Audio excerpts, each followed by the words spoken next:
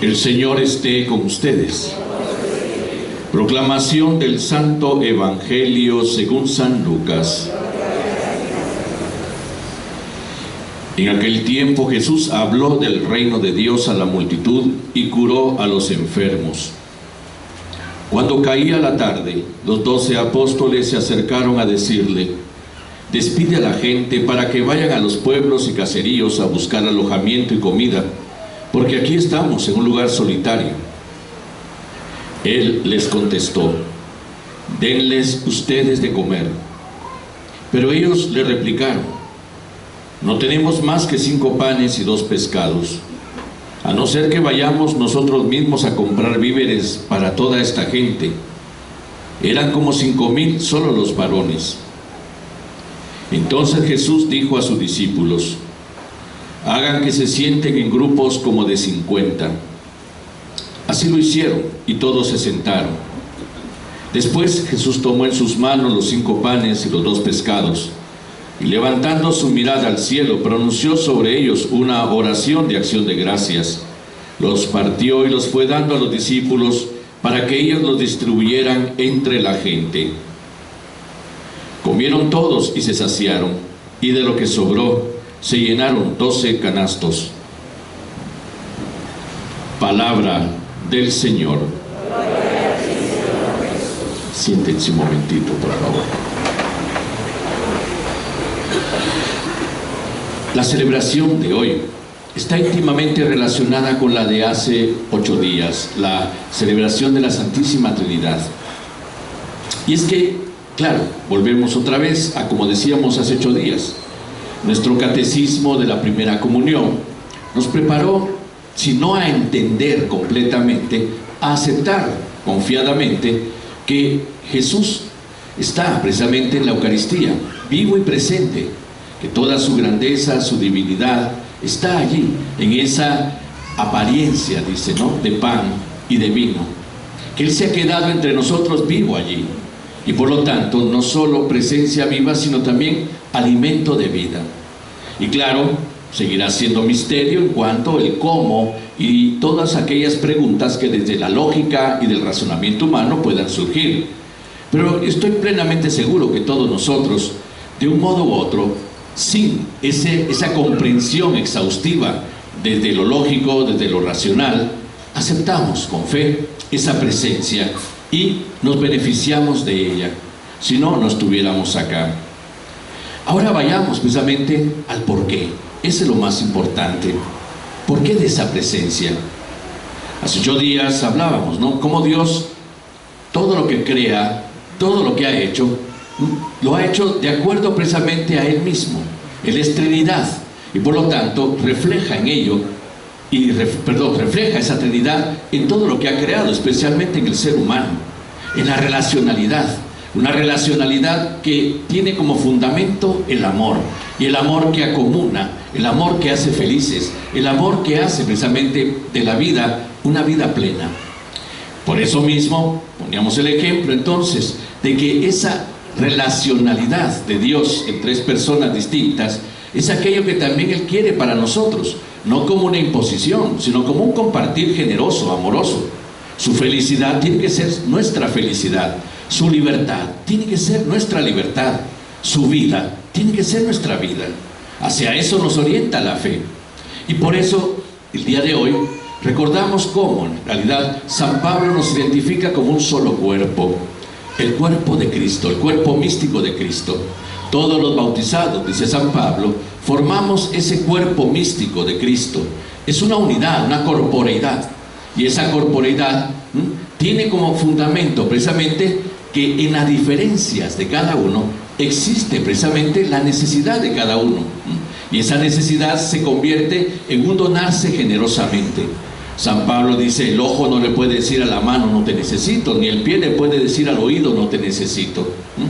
Todo está ligado precisamente a vernos en la armonía de una unidad que en la diversidad está precisamente en una funcionalidad que presenta precisamente la vida. Hace 8 días poníamos el ejemplo del rompecabezas, ¿no? Un rompecabezas de 5,000 piezas. podemos decir, ¿no?, que nos gustó porque la foto de la portada de la caja era muy bonita, ¿no?, paisaje o la figura, etcétera, ¿no? Y esas 5.000 piezas son necesarias para formar esa foto, esa figura. Cada pieza es distinta a la otra, pero si no existiera una pieza, con una pieza que faltaría precisamente a formar esa fotografía, formar ese dibujo. Todas las piezas son necesarias, aun siendo diferentes unas con otras. Así somos nosotros. Y por eso San Pablo nos define cuerpo de Cristo. Vamos entendiendo algo. La razón, precisamente, de la Eucaristía está ligada íntimamente a la presencia de ese cuerpo testimoniado en medio del mundo. ¿Por medio de qué? Por medio del amor.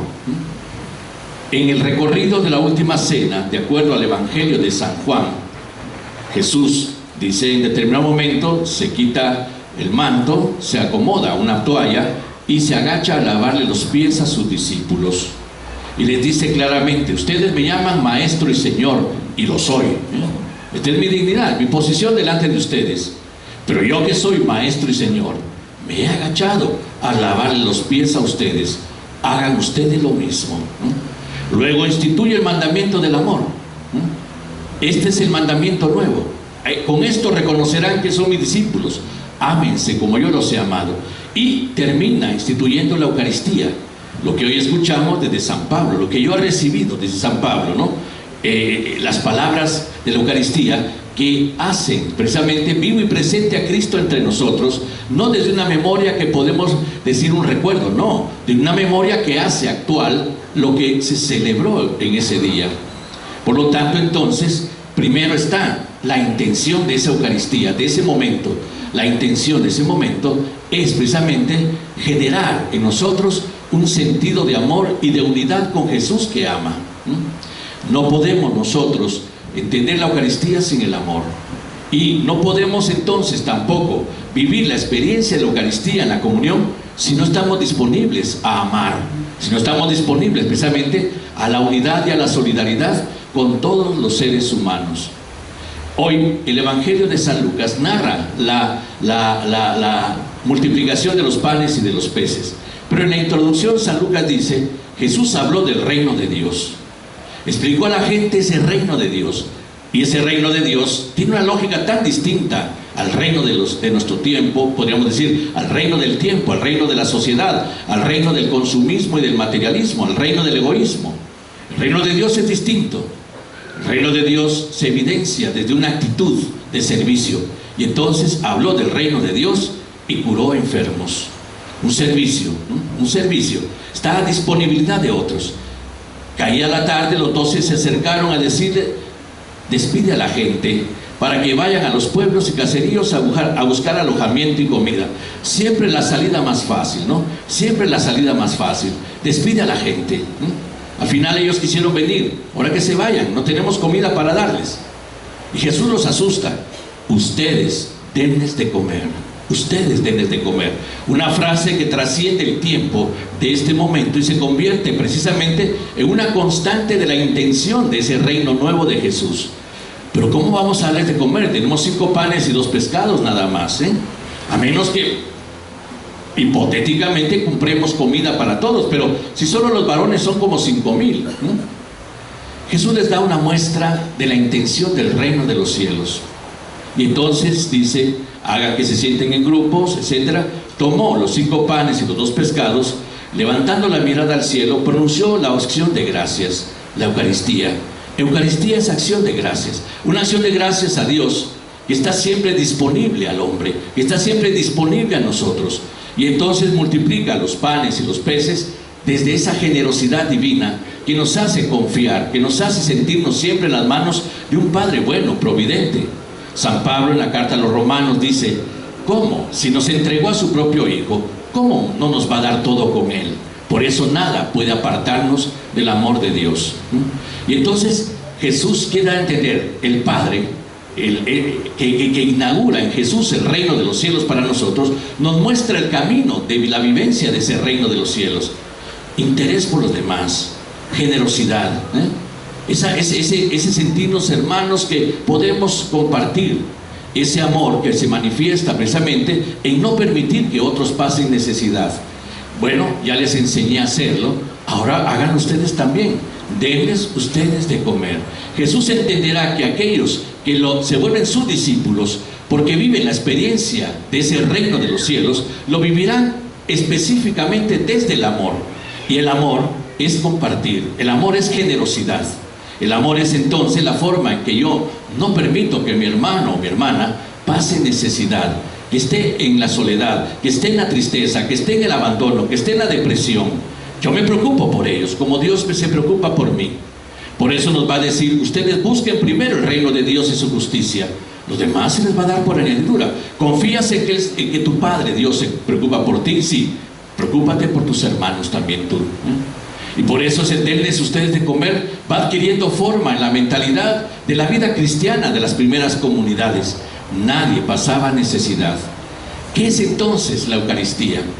Si San Pablo nos define como el cuerpo único de Cristo, precisamente por eso mismo, Cristo se identificará con todos los que forman parte de ese cuerpo. Lo que hiciste a cualquiera de mis hermanos, me lo hiciste a mí. Por lo tanto, entonces, comulgar con Cristo es entrar en comunión con ese cuerpo. Y entrar en comunión con ese cuerpo es una disponibilidad precisamente a vivir la experiencia del amor, a vivir la experiencia de la generosidad desde el amor, a vivir la experiencia precisamente de ser hermano y hermana desde el amor. Por eso no es simplemente un acto religioso, no se queda simplemente en reconocer con toda alegría y veneración la presencia viva de Jesús, sino adquirir desde ahí un empeño, un compromiso. ¿Sino para qué? Y entonces pasar a comulgar no es un acto aislado, individual, sino al contrario, es un acto de comunión. Y el acto de comunión me pone delante del cuerpo místico de Cristo, a quien respondo amando. ¿Y cómo amo a Jesús? En mis hermanos. No hay otra forma de amar a Jesús. El que me ama cumplirá mi mandamiento. El mandamiento del amor es la única forma de evidenciar que te amo, Señor. No hay otra forma. Puedo derretirme delante de ti, de la Eucaristía, en una hora santa, pero si no amo, dirá San Pablo, ¿de qué me sirve? No he entendido el valor de la Eucaristía. Entonces, la Eucaristía, como acción de gracias a Dios, primero se pone delante de la certeza: te doy gracias, me has dado la vida y me cuidas, me quieres. La Eucaristía entonces, como reflejo del amor de Dios, se convierte en acción de gracias de un pueblo que se alegra de que todos estos hijos de Dios amen, se sirvan, no sean egoístas, sean personas que entran en una dimensión de comunión. Por eso la comunión no es solo lo que hacemos al final de la misa, casi al final de la misa, el recibir a Cristo Eucaristía comulgando, como decimos. Comunión es ya la celebración misma, donde dos o más se reúnen en el nombre de Jesús para quererse, para amarse, para ser disponibles unos a otros. Esa es la presentación de una sociedad distinta que se llama Reino de los Cielos. Y por eso tiene que haber una disponibilidad para comulgar. No es un acto aislado, es un acto que se convierte entonces en un acto de comunión con todo el cuerpo místico de Cristo, que es su pueblo, que son sus hermanos y hermanas, que se convierten en mis hermanos y hermanas también, a quien yo no puedo despreciar, a quien yo no puedo marginar, a quien yo no puedo darle la espalda en sus necesidades. Entonces, si comulgo, lo hago con esa intención. Y ahí, porque yo diría que más que determinado tipo de prohibiciones, entre comillas, legalistas, que impiden a algunas personas acercarse a Cristo Eucaristía para recibirlo, está precisamente qué llevo en mi intención cuando comulgo. Tristemente, a veces la comunión se vuelve un momento rutinario de la celebración de la misa. Como llegó el momento de la comunión, nos paramos, hacemos la cola, recibimos a Jesús y nos vamos. Pero ¿en qué estamos pensando? ¿Cuál es la razón de haberse puesto de pie? Estar en la disponibilidad de actuar como hermano y hermana, estar en la disponibilidad de ser generosos, estar en la disponibilidad de reconciliar y perdonar, estar en la disponibilidad de amar. Si no, ¿para qué me paré? Si a quien recibo es a Cristo mismo. Cristo no es un ser aislado. Cristo está identificado en cualquiera de nosotros. Lo que hiciste a cualquiera de mis hermanos, aún al más insignificante, me lo hiciste a mí. Entonces, veamos la gravedad de ir a comulgar. No es que se nos prohíba, no es que el impedimento, no. Bueno, puede ser que alguien diga, es que antes de venir me veo una gran agarrada con mi hermano y me peleé. Pero estás dispuesto a disculparte, estás dispuesto a perdonar. Sí, comulga. La disponibilidad a la comunión con Cristo te abre la disponibilidad a la comunión con el cuerpo místico de Cristo, ¿no? Pero es disponibilidad, gentes, ¿eh? Yo conozco gente que por ahora, de acuerdo al legalismo, ¿no?, de las normas que existen en la iglesia, no pueden comulgar en el altar. Pero son mucho mejores que muchos de nosotros. Son gente generosa, son gente abierta al amor, gente que vive su fe a su modo, aún sabiendo que desgraciadamente desde una visión equivocada de comunidad tienen el estigma de no poder comulgar por X o Y motivo, ¿no?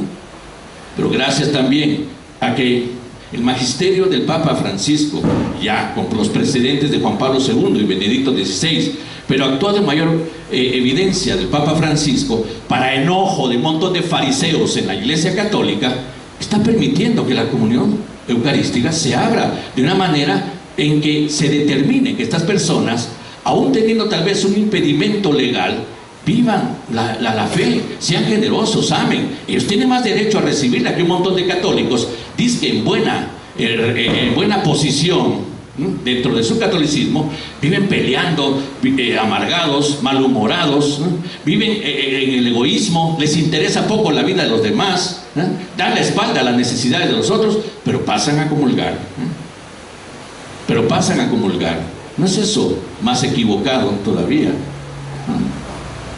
Entonces, hoy esta fiesta no quiere detenerse en la adoración a Cristo vivo, no quiere detenerse en la certeza desde la fe de su presencia viva entre nosotros, no quiere detenerse en que sea el alimento de vida, sino quiere ir más allá, quiere a que nosotros reconozcamos que esa presencia viva que adoramos, que ese alimento vivo que recibimos, nos tiene que comprometer al amor. Por eso, el reino de los cielos no es nuestra sociedad actual, es la sociedad que tenemos que cambiar desde el reino de los cielos. No es el consumismo y el materialismo del mercado, pues, no es el egoísmo en el que muchas veces nos hundimos pensando que cada quien tiene que salvarse como pueda y que cada quien salga como pueda, y venimos a misa. Tiene que ser empeño, tiene que ser compromiso. Si no, ¿para qué estamos aquí? La fe no es suficiente, La fe, dice San Pablo, se justifica por el amor.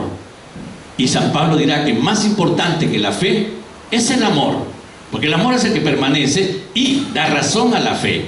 Que yo me derrita ante Jesús sacramentado aquí en las horas santas de los jueves, que lástima, muy poco las aprovechan en nuestra parroquia, ¿no?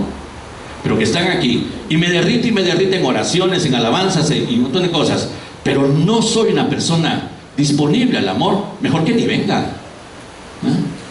Mejor que ni venga. Tiene que haber una conciencia de la intención de esta Eucaristía. Recordemos, vuelvo a repetir, el proceso de la última cena.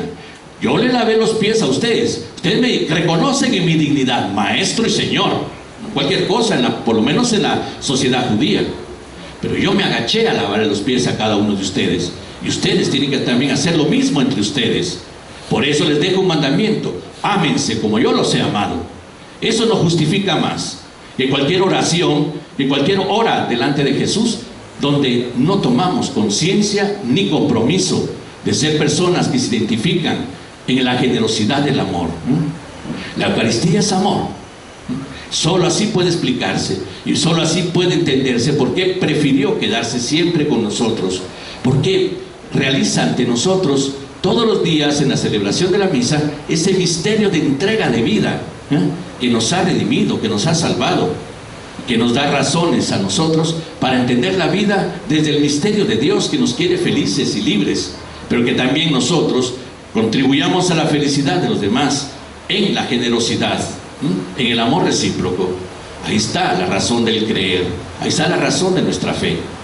Y hoy pues lo celebramos en este misterio que nos acomuna a todos en un solo corazón, una sola alma, en la intención de testimoniar a Jesús por medio del amor recíproco de hermanos.